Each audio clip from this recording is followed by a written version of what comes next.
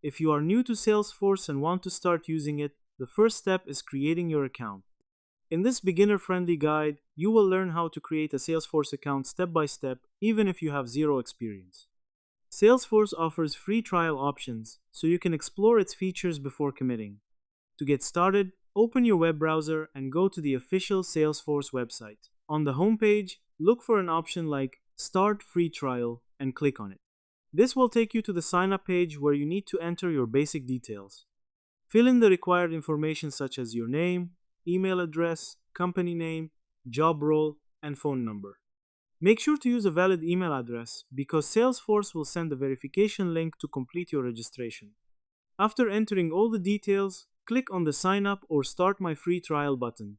Once you submit the form, check your email inbox for a verification message from Salesforce. Open the email and click on the verification link. You will then be asked to create a password and set up your account.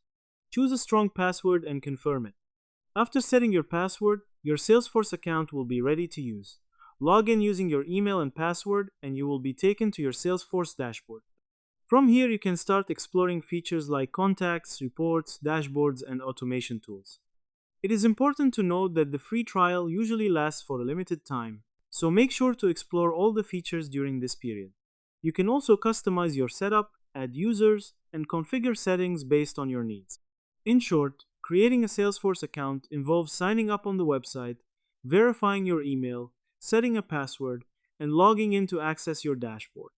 Now that you know how to create an account, go ahead and try it yourself to start learning and using Salesforce. If this helped, like, share, and subscribe for more quick tutorials.